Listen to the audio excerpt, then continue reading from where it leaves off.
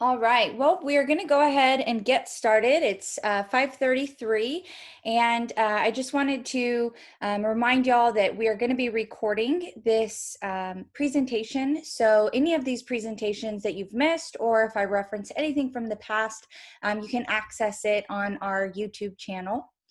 And I would just like to start by welcoming everybody to our town hall.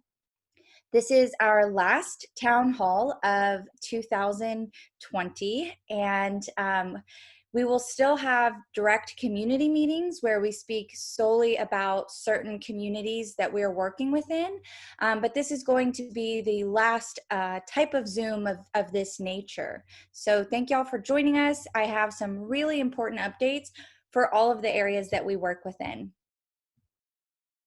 So first, I see we have several new folks on this call right now. And so I want to just get started with our mission, and that is to protect public health and the environment from the harmful effects of toxic waste.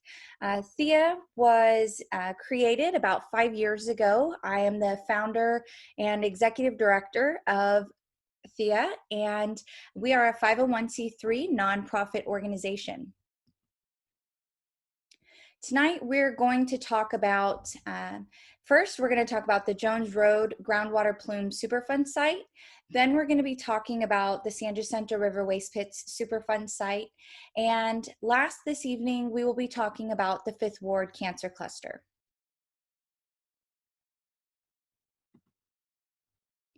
Okay, so we have two themes throughout all of our projects, and that is that we need you to help us help you. We are here to be your champions, we are here to be your advocates and to represent your voices.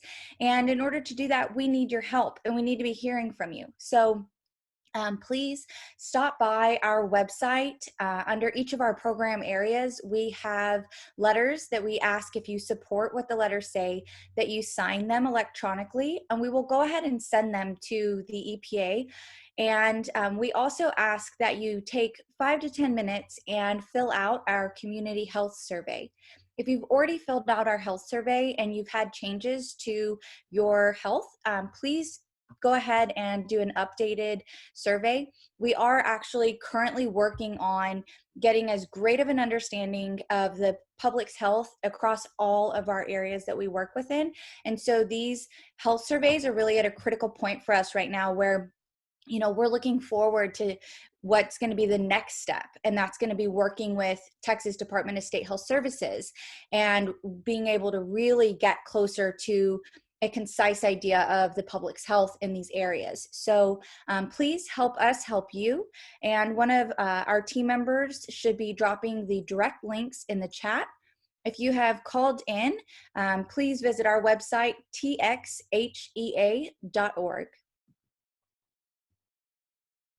All right, so Jones Road Superfund site. The last time we had a community meeting specifically for the Jones Road site, we took a deep dive into the history of this site. And I really wanted to do that because we have a lot of new interest in the Cypress area. And I thought it would be a good idea for us to host that Zoom recording of that presentation and community discussion on our YouTube channel. So anyone who wants to be caught up to speed on this site, or even see what the latest is, can tune in to that recording on our YouTube channel. So tonight I'm going to give you some updates, and these are really new developments, and I'm excited that we had this town hall tonight so that I can share these with you. Okay, so the Jones Road Superfund site is located just east of Jones Road. It is adjacent to Jones Road on the east side, just north of 1960. And so you can see here in this map that this black circle, this larger black circle, represents the former dry cleaners that ultimately created this Superfund site. And we have had volunteers going door to door in the surrounding community in the last several weeks, and talking with new community members, we've actually learned a lot of new information and some really concerning information. And I'm so thankful for our volunteers and the community members who are willing to share their local knowledge with us, because at the end of the day, the agencies that oversee these activities, the agencies that put forth the regulations, the restrictions, they don't live in this neighborhood. They don't live here in Cypress, Texas, right? They're in Austin, they're in Dallas, Washington, D.C. And so local knowledge is everything.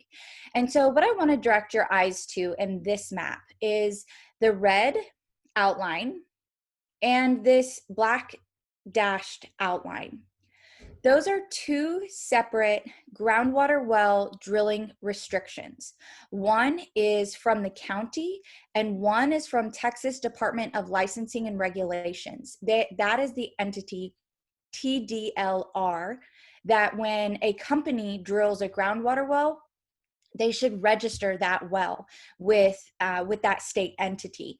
But, I grew up on a well that wasn't registered. I think a lot of people have wells that aren't registered and they don't even realize they should in fact be registered. And then you see, companies still today drilling wells and not registering them. And what happens is you wind up in areas like this where you have a plume of contaminated groundwater. You have two restrictions, one here by the county and one here by the state government. And those restrictions are that no new wells are to be drilled within this red line and within this dash line. Yet it's still happening. In the last week, I've learned of 3 wells that have been drilled within recent years, some as recent as a couple of months. And, that is so problematic.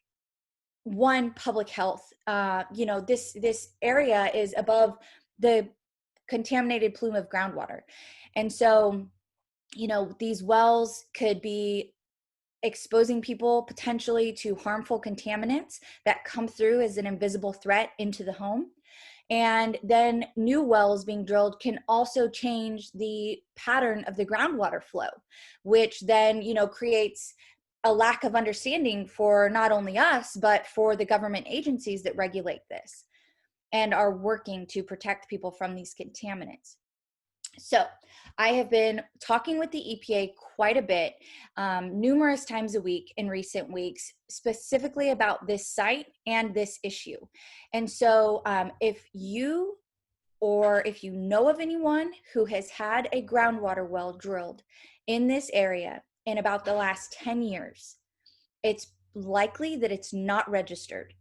Because if it were to get registered, if the drilling company were to go and register that well, they would have known that it was a restricted area and they would not have been granted the permission to drill the well. So this is really concerning. There's actually even a church in the area that I've learned has a well, and I actually observed that well on Google Earth. And so I just think of the children, the people being baptized in this water. This is really a great concern. So the EPA is investigating this. They are coordinating with TDLR, and they are also coordinating with Harris County Engineering Department. Some residents who contacted us have been reaching out to Harris County Pollution Control and different divisions within Harris County. Harris County Engineering Department is the entity you'd want to reach out to. So if you or anyone you know, or it could be someone you don't even know, maybe a neighbor, if you have observed a groundwater well being drilled in this area in the last roughly decade, please contact me or contact the EPA or contact Harris County Engineering Department. Any of us will coordinate with the other and will help facilitate these really, really, important issues. I have here on the screen the project manager for the EPA. Her name is Raji. I also have Jason. He's the community coordinator for this Superfund site. And then I also have Harris County Engineering Department's number. Like I said, again, please feel free to contact us as well. So looking at the health surveys that we've been getting from this area, I am so confused. Sorry, I'm not confused. I am so concerned. I am really worried that something is going on here. I don't know if it's exactly the Superfund site that's the culprit of all of the disease that we're seeing, but we're seeing a few themes. We're seeing a lot of leukemia. We already know that the state confirmed that there's an above normal rate of childhood leukemia within Cyprus. And we're seeing more cases of leukemia. And we're seeing leukemia in adults and particular types of leukemia. And then one of the other themes that we're seeing is the disease in animals. It is much harder to make an excuse for a disease in an animal than, say, an adult who maybe moved around a lot, might have worked in industry, might have had a lifestyle or habits that could contribute to disease. But we're seeing like lupus, lung cancer, breast cancer, kidney and liver disease in animals. And I'm really concerned about that. Our animals can be indicators of what could potentially be going on in our environments, because not only are they smaller than humans are, they are also lower to the ground. And, so they can receive a more of a concentrated exposure if, say, vapors were coming up from the ground. So please, y'all keep filling out the health surveys. The information is rolling in, and we are going to keep pushing forward to try to get as best of an understanding of the health of the community. One last update for Jones Road. I stand corrected. That's the first time in this presentation that I'll stand corrected, and there'll be a second later with San Jack. So I stand corrected in the Jones Road presentation that I gave most recently. I showed the image of this blue image on the right. This was taken in the shopping center in the actual unit that the dumping took place from the dry cleaner. And the former tenant cut a pipe that was very similar to the pipe on the left here. And because it was in the way, and they were told that they could cut it. And so they cut the pipe, they put duct tape over it, and then they painted it. And they told us that they believed that pipe was from the vapor extraction system. The first 3 units of the shopping center have these vapor extraction systems, which you see here on the left, this piping system. The EPA has informed me that, in fact, this was a pipe for moisture.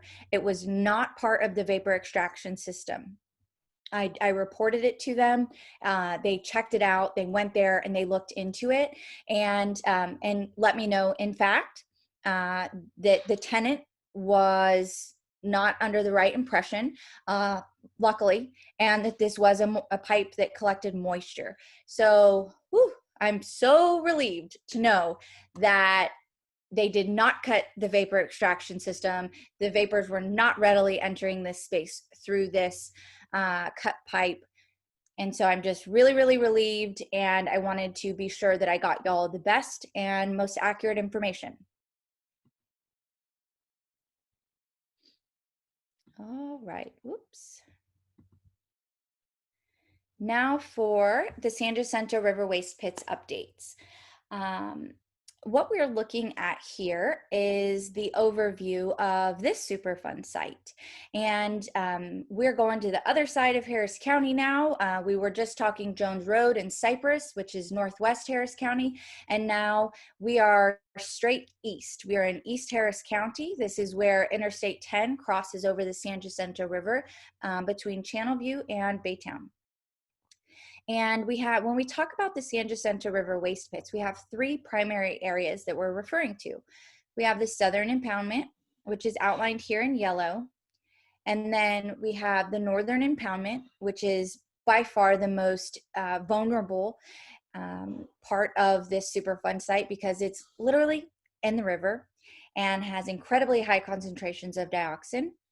And then we have the sand separation area, which is a smaller area just northwest of the northern impoundment, and it has lower levels of dioxin. Okay, so when I discussed the plans to remediate the southern impoundment in our last presentation, I did not have all of the information. And I have since learned some new information. And so I wanted to hopefully help put concern about the cleanup plan at the southern site a little lower on all of our radars. I know that folks in the communities are really, really concerned about these cleanups because they're really difficult tasks. You know, they're not impossible, but they are monumental tasks. And so what we're looking at here in the dashed line is the southern impoundment. And the southern impoundment has 5 primary areas that are going to be excavated. And so those areas are indicated by the multicolored polygons and purple squares. So this is one area, this is the second, the third, the fourth, and the fifth. What's different about what I discussed in our last presentation, what I've been updated on, speaking with the EPA, I have found out that right here, where this area meets the river's water, they are in fact going to be putting a bulkhead in here, and they are going to be remediating this entire area. So from all the way over here, even outside this dashed line, all the way over here on the most southeastern point of this Superfund site, they're going to be excavating all the way over to the far southwest area where it meets the river. So the concern was that they were not going to be remediating beyond this site boundary. That was my understanding from a community advisory committee meeting with the EPA this summer. And I've since been informed they are in fact going to clean up all the way to the river. So I'm really glad about that. I'm thankful for that. It was a great concern that they might just stop and leave areas of known contamination there, and it was really unacceptable. And that's how, you know, I learned this new information, was simply having that conversation with the project manager for the EPA, and getting the understanding that they are in fact going to be putting a bulkhead here.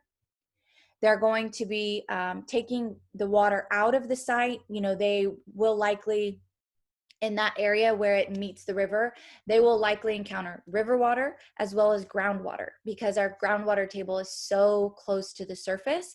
And so they're going to be pumping that water out and excavating in the dry. So they will not be working in, you know, an area that's sloshing around, in an area that potentially has more of a risk for this waste to escape into the river. They are working on the design of that bulkhead, and so I don't have that information at this time, but more to come. Okay, something else that has happened since our last meeting over the San Jacinto River waste pits. So on October 2nd, I was able to finally meet with EPA headquarters. I typically meet with EPA headquarters in a normal year, like 4 to 6 times. I'm usually traveling to Washington, D.C. 4 to 6 times each year. And this year has just, like all of our lives, been totally unpredictable and abnormal. And so we finally were able to Zoom. And so when I have these meetings with EPA headquarters, there are typically heads of the various departments, Office of Land and Emergency Management, Superfund, Remedial Technologies, and in this meeting, I discussed with them the sand separation area and our concerns there, the timeline concerns, which is the new 7-year timeline, and that the EPA recently granted the responsible parties a 160-day extension. We let them know, you can't keep doing this. You know, we understand the need for an extension right now because they didn't get it right the first time, but you can't keep doing that. You know, this site is in the river and it's far too delicate. And so we really stressed the timeline concerns. And then we also discussed our position supporting the EPA and supporting our local government agencies, Harris County Pollution Control, and the entity Port of Houston Authority to be included in the regular meetings when they are working through the design of how the site is going to be remediated. Overall, I would say the meeting was positive. I have had multiple follow-up conversations with people from headquarters, and so I would definitely say it was a positive experience. And we also had a community member that was able to join me in the meeting, and so it was great because we only get so many minutes in those meetings, and so he and I were both able to cover more by both being in the meeting.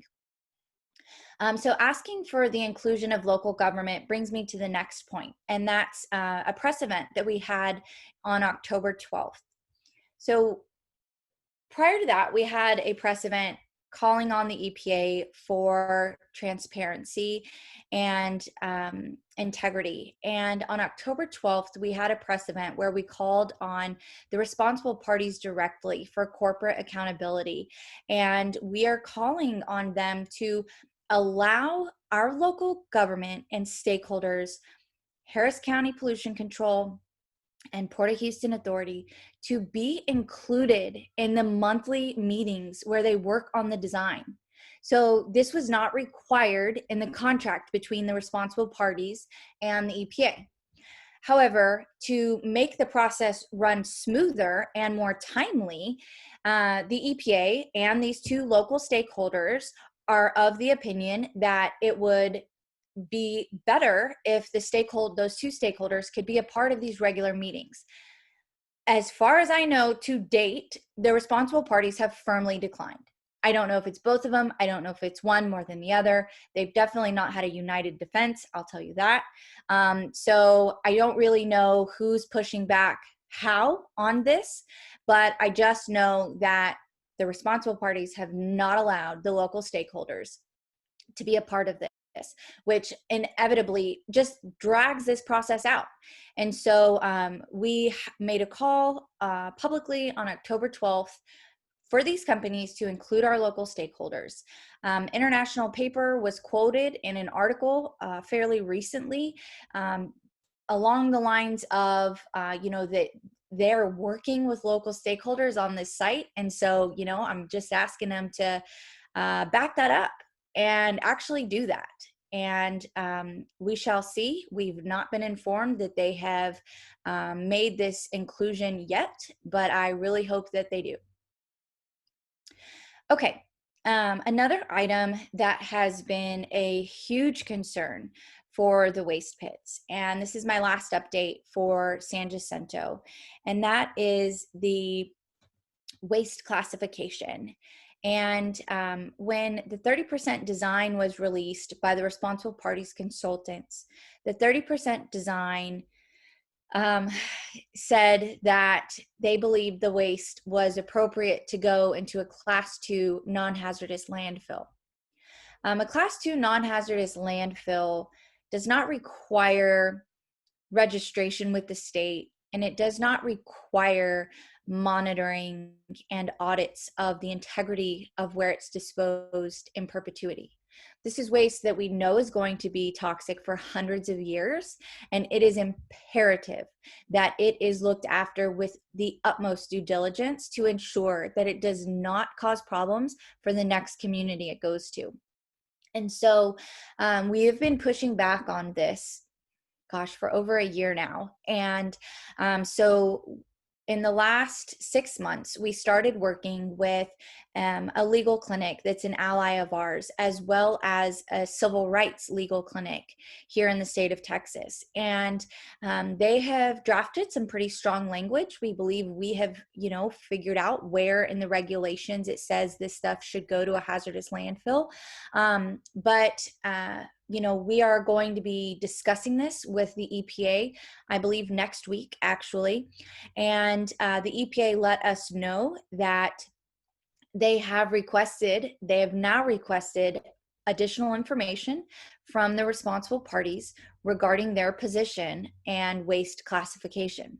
So, the burden is on the responsible parties here to show the justification for a non-hazardous class 2 classification. And it's a great step in the right direction. I have no idea where this is going to lead, but this is a really positive step that the EPA has said, hey, we're not 100% with this, essentially, and we need to see more information and how you're justifying this classification. And so what the agency is going to do is, once they receive this information from the responsible parties, they are going to compare the information they receive to our laws and to the EPA's practices. And then after their review, they're going to discuss that with the Community Advisory Committee.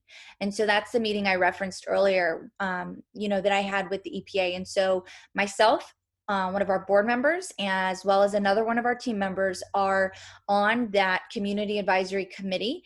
And so I am really looking forward to hearing what they have to say, seeing how they believe it stacks up. And I hopefully will have some updates for you in the not too far future.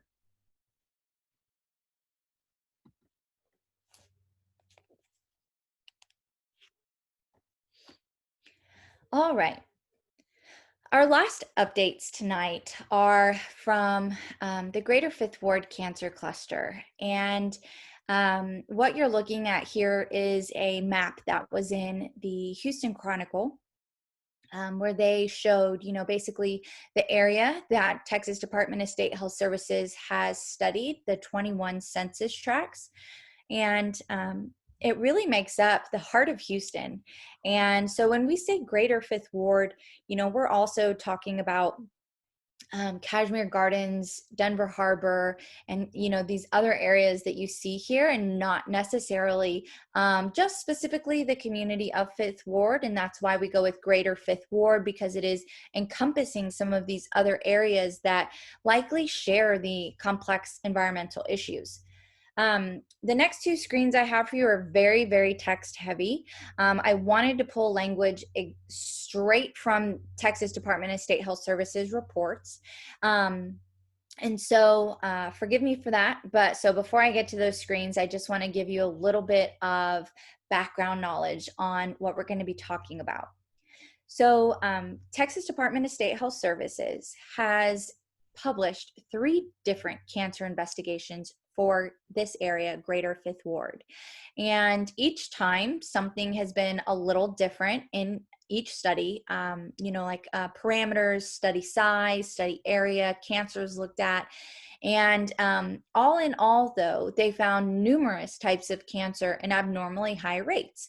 So there are some members of the community who feel very strongly that they believe their community or their family members have been made ill by creosote contamination from the local railroad. And, this not only has the potential to put out air emissions, but it's contaminated the groundwater in the area.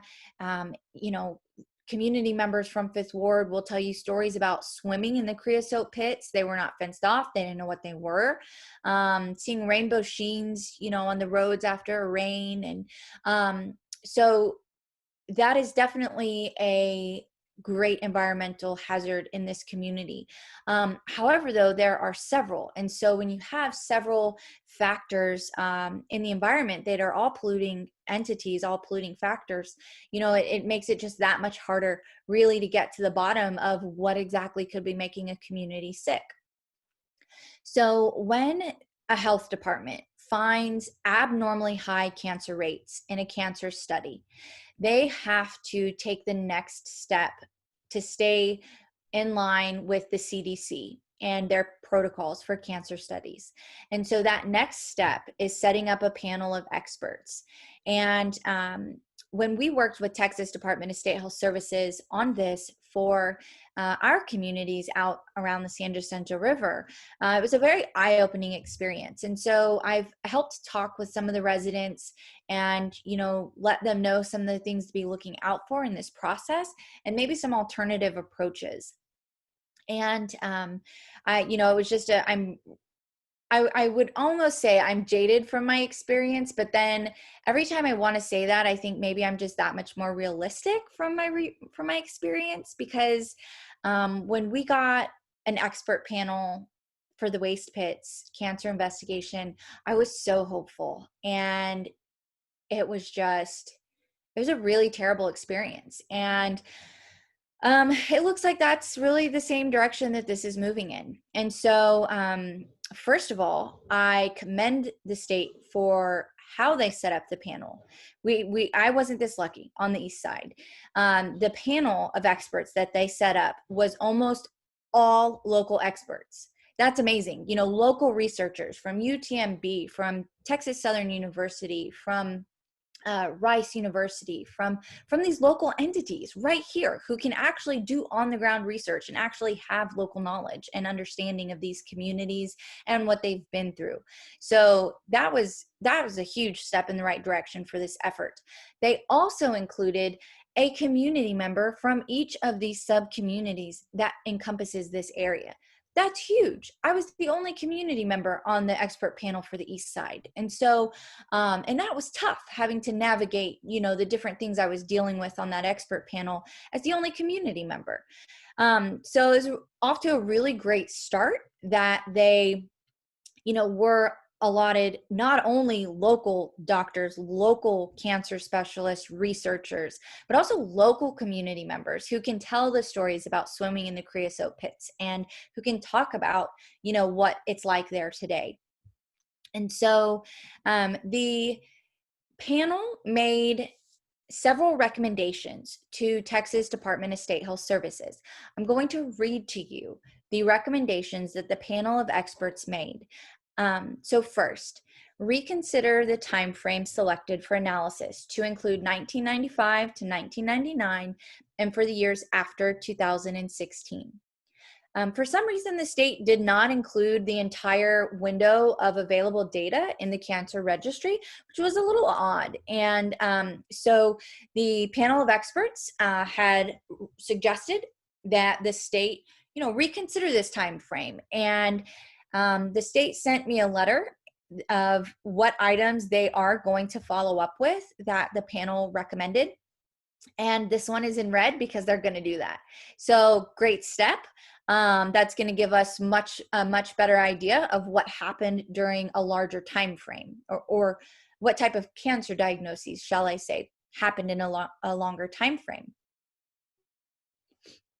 Okay, the second recommendation was to conduct an exposure assessment for the community in the area surrounding the former Creosote facility. So in total, the panel of experts' goal of this phone call was to decide if setting up an epidemiological study, it would be feasible or would be possible. And in total, they decided no, that it would not be feasible to do a full epidemiological study. That's where a lot of the disappointment for community members comes in. But they do have some good steps in the right direction that the state has agreed to. And this one, conduct an exposure assessment for the community.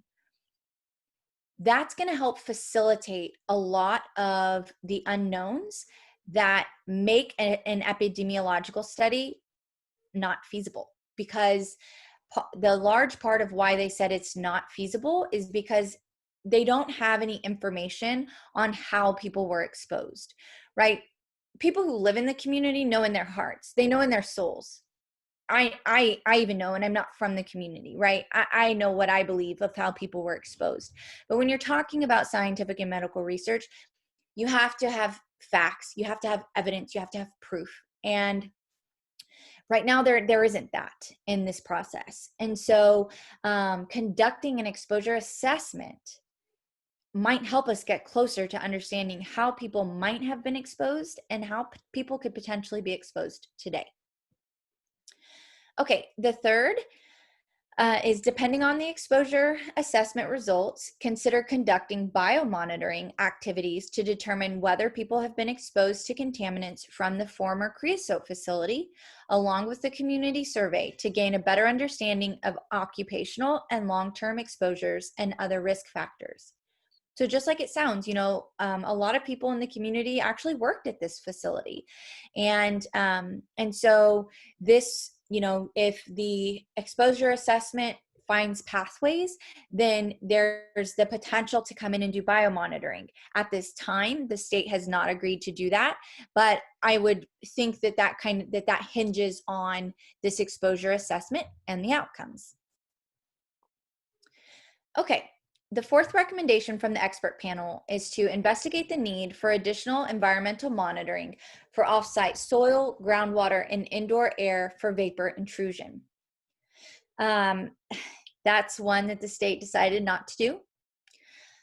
I know the city of Houston has plans to do some vapor monitoring. But as far as the state goes, this is one of the items that the panel of experts recommended and they declined to do. The fifth recommendation, because there are many other known risk factors for the types of cancers identified by the assessments, explore ways to provide community education on how to mitigate known risk factors and to promote and conduct more cancer screenings in the area. Another one that they have declined to do. 6, share community concerns about Texas Commission on Environmental Qualities, or TCEQ's, regulation and oversight in the Union Pacific Railroad's actions to clean up soil and groundwater contamination with the TCEQ. So what that's about, they decided not to do that one either. But what that's about is the creosote contamination at Union Pacific's property, and it's migrated off their property, is under a state state oversight for potential cleanup. And so the community's really concerned about this. You know, there's a lot of holes in what's been done. There's a lot of things that should have been done a long time ago that still haven't been done today. And so there are great concerns around, you know, this effort that the state is overseeing. And, you know, it's the state environmental entity that is overseeing that. And Texas Department of State Health Services also declined to take further action on this request from the panel. The last one, the panel, or I'm sorry, Department of State Health Services has agreed to do, and that is calculate standardized incident ratios for childhood cancers. They're only looking at 2 though. I'm really concerned about that. They're going to look at acute lymphocytic leukemia and acute myeloid leukemia. So only 2 types of leukemia in children that they're going to look at. I think they need to be looking at more. Okay, and then and cancers in urinary systems in adults include cancers of kidney and renal, pelvis, uterine, and other urinary organs, if there are sufficient cases. So the state has agreed to look into these rates of childhood cancer, as well as these rates of cancer in adults. I believe anything we're looking at in adults like this, we should be looking at in the children as well. So we will certainly be sending a formal letter to Texas Department of State Health Services, letting them know our position and attempting to advocate on the community's behalf.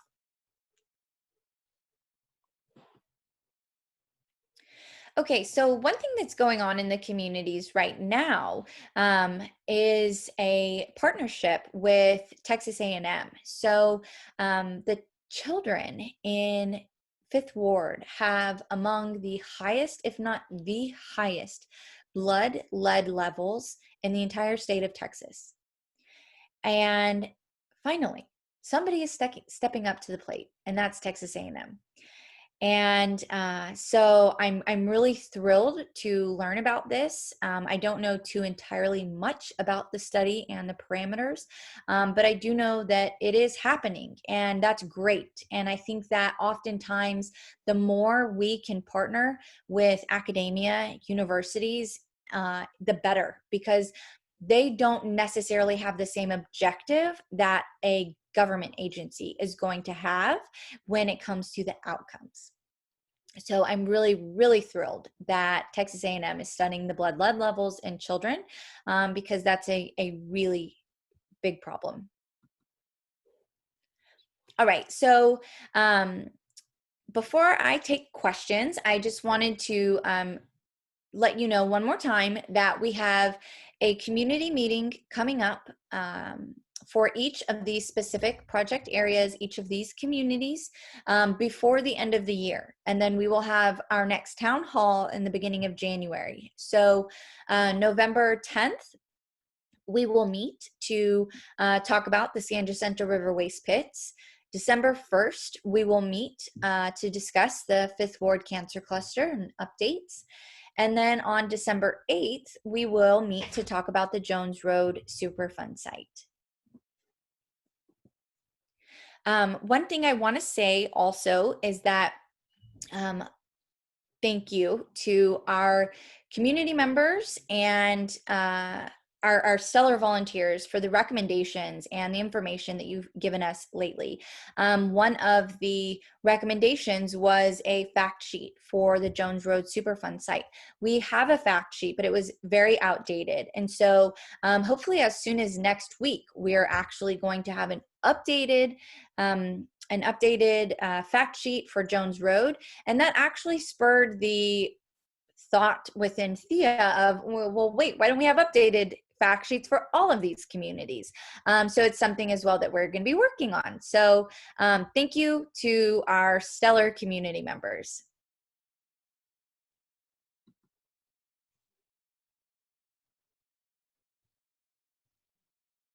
All right, now we will open it up for questions. Let's see.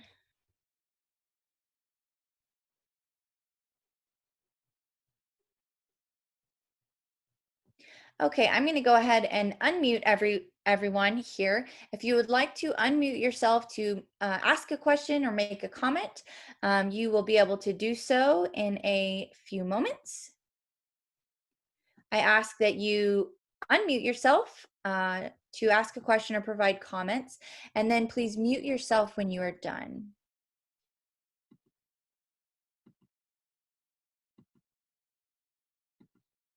You can also feel free to drop any questions in the chat.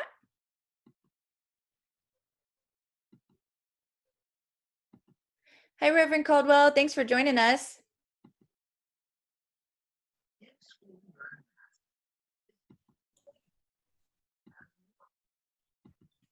Okay, hi Jackie. I'm sorry. I was trying to unmute. But no, I'm a pleasure to be here. Really it is. And the information was very, very helpful. Excellent. Thank you, Rev. Thank you. Hey, Reverend, do you know how far along the Texas A&M is with the study on the blood lead levels? Have they started that, or is it in the really early phase? It's really in the early phases. I know that they will probably within the next week or so be down to take some more soil samples and things of that nature, but we're still in the very, very early stages of the lead project. Awesome, awesome. Okay, I do have a question here, a couple of questions here coming in the Q&A area. Thank you, Patsy. Thank you very much for your comment. And so Dan is asking that earlier I mentioned discussing technologies with EPA on my trips to DC. Are these remedial technologies for disposal methods of the dioxin? We do from time to time talk about technologies for disposal. We do talk about, technology for construction, for remediation. So, we talked years ago about incineration and why incineration was not an option for the San Jacinto River waste pits cleanup. More recently, I've learned about a technology that is, there are these spheres, actually, they're like, I believe they're 2 feet, and they go into the ground so that, and they basically are infiltrated with the contaminants and harbor those contaminants and then are removed from the river. So there wouldn't necessarily need to be excavation or anything like that. However, the spears are only about, I believe, 24 inches. So it's something that might be applicable in the sand separation area. But yeah, I'm always interested in learning more about new technologies and really the best of what's out there and how some of these similar Superfund sites around the country have gotten cleaned up. Oh, awesome. Thank you, Patsy. I believe I see a hand raised.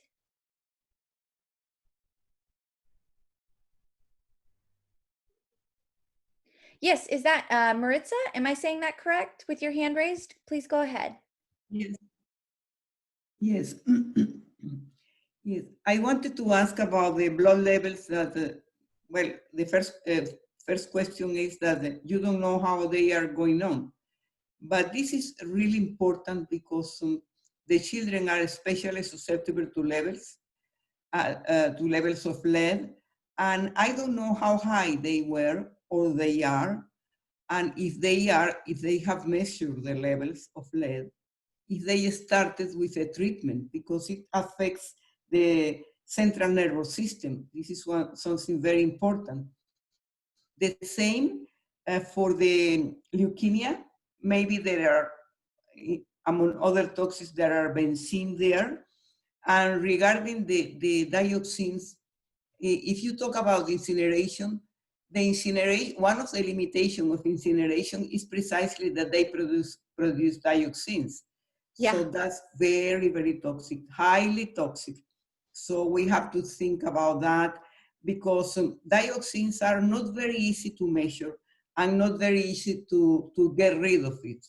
So they are really important. I think that this is a very toxicological point of view, not only from it's an epidemiological issue, but also a toxicological issue.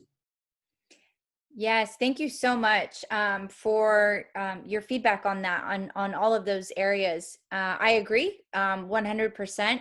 And, it would be interesting to see if in the study that's being done with Texas A&M, yeah, if there is any sort of, next step that they would be looking at in the event of particular findings. Mm-hmm. So yeah, that's something I need to learn more about. I just very recently learned about it. But definitely before we have the community meeting for Fifth Ward, I will do my best to learn more about what's going on there with the blood lead levels and the study, and then what potential next steps might be. And then also, something that I really should learn about as well from that toxicology standpoint is what prompts action from the government, what type of findings in the children's blood in a specific geographic area would prompt a specific type of response. Yes. I And forgot to tell you that I am a toxicologist from the PCS. oh, okay, I awesome. forgot to tell you that. Oh, wonderful. Well, thank you so much for joining us. And I also really appreciate your comment about the dioxin and incineration and creating more dioxin.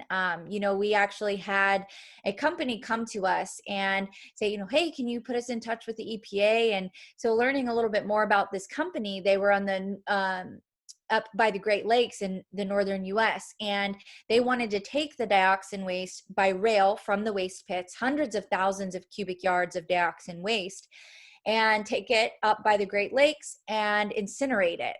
And we were successful in getting the EPA to agree that it would absolutely not be incinerated. And so now we're just really in the thick of the fight of, okay, so we're not Yes. incinerating it, but we need you guys to handle it right and appropriately.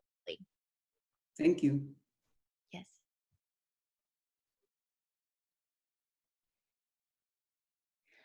All right. Let's see. I believe I've addressed all of the items in the Q&A, and I see that Carolyn Stone has raised her hand.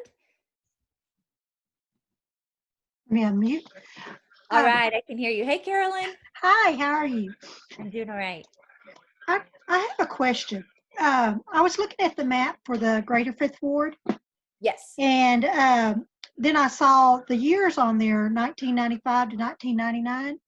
Yes. And I worked in that area. Oh. During that I worked right across from Baker Hughes on navigation. So according to the map, I think was in that area. That's the area, correct? Sure. So yes, navigation certainly goes through here. And As far as the time frame that was referenced, so that time frame is the available range that Texas Department of State Health Services has data in their Texas Cancer Registry. So 1995 to 2016 is the window of opportunity to look into the Texas Cancer Registry of when of what types of cancer were diagnosed within that time period. However, the contamination from this site goes back way further than that. I mean, early 1900s. These facilities were starting in the area, and that was back when we didn't have the EPA, we didn't have these regulations, and they would just have open pits of creosote and not lined or anything, and they would dip the rail ties in them, and they wouldn't be protected from anything, from runoff, from kids coming to swim in them, or anything. Okay. Well, I was just seeing that, and maybe I wasn't paying enough attention. I was thinking y'all were doing some testing on people who lived in that area during that time. But then I saw the dates, and I'm going like, well, what about the workers that was in that area? Because they spent a lot of time in the area. Workers did.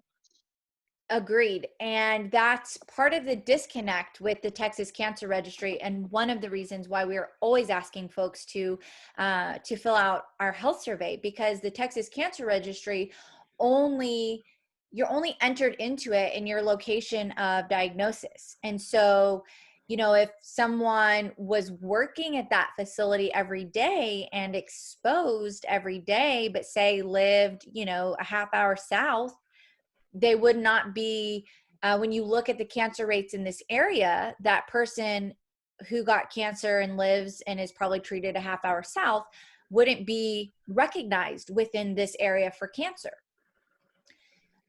So there's a lot of limitations to what can be done with the Texas Cancer Registry. Right, Okay. which I think that especially in the Houston area, that if they're doing a survey or a registry, they ought to ask the question, what areas have you worked in? That's a great point. That's a great point. And that's maybe something we should consider adding to our survey as well. Becky, will you take note of that for me, please? Will you jot down to add to our survey? I actually have a meeting tomorrow about our health survey. So good timing, Carolyn. Thank you. So yes, Becky, thank you. Just if you'll make note of that for me. Okay, we got a note here in the chat from Barbara Beal that the city of Houston was out today taking samples of my property. That's awesome. This pandemic has completely thrown off how the city of Houston has handled their sampling. They were unable to, for much of this year, get the company into town to do the sampling. So awesome. I'm very glad to hear that news, Barbara. I am so excited that the city of Houston has started sampling out in the community. Please keep us posted. If you get any kind of results, I'd be happy to help you look over them. That's really, really exciting that this process is moving forward. Okay, I have here in the Q&A from Dan, was the general concern over the incineration of the dioxins from the San Jacinto waste pits, the residual ash that remains after incineration, or something different? Yes, in part. The concern is certainly that incineration gets close to breaking apart the dioxin molecule, but not 100%. And so essentially, yes, you do have emissions, which it sounds like you probably know about this topic. But for those who may not, you do, when you are attempting to use incineration to break apart or destruct the dioxin molecule, it is not 100% successful. And so you wind up with emissions coming out of the facility into the air, which essentially goes down on the community nearest there, and then can enter our waterways. And it's really just a mere cycle of creating a problem in someone else's backyard. And so that's really ultimately what we're trying to avoid.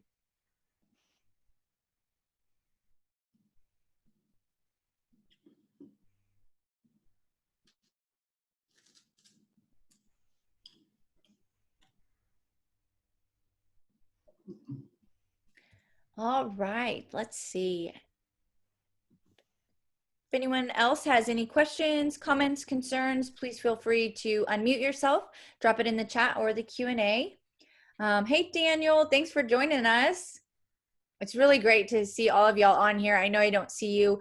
I really, really miss being in person with all of our community members. It's just quite a different world we're all in right now and have been for much of this year.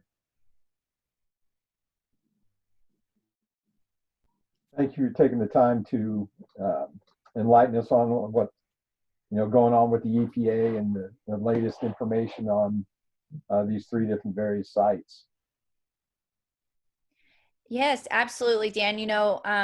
I had no idea that my family once lived by numerous Superfund sites, and so we set out on a mission, and we have a small but mighty team, and we hope next year to be able to expand to dive into additional Superfund sites. But we've really learned how being able to work with the community on the ground, and also being able to work from the top of the EPA down has really created successful change with these Superfund sites, and that often don't see any kind of remediation or action for decades.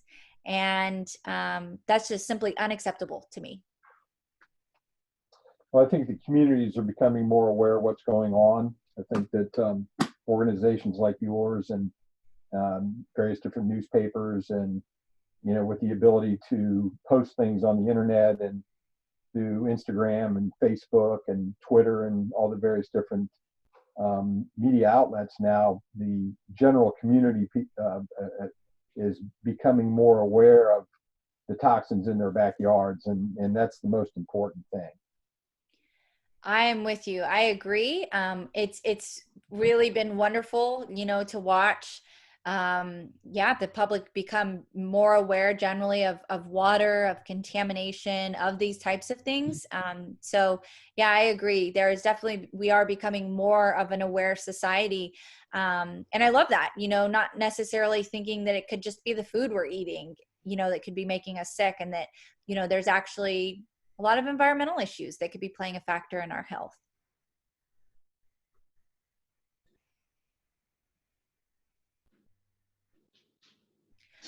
All right, folks. Well, it is 6:30, and so I'm sure most of you, if you've not had dinner yet, are ready to go and get that started. Thank you for joining us tonight. Thank you for your engagement. And like always, if you have missed any of our previous meetings and would like to be caught up to speed, you can visit our YouTube channel. You can just search YouTube for TXHEA, and feel free to reach out to me or any of my team members with any additional concerns that you might have. Thanks, everyone. Take care. Thank you so much. Thank you. Thank you. Good night. Thank you. Bye-bye, Carolyn. Thank you. Thank you. Thank you. Bye, y'all.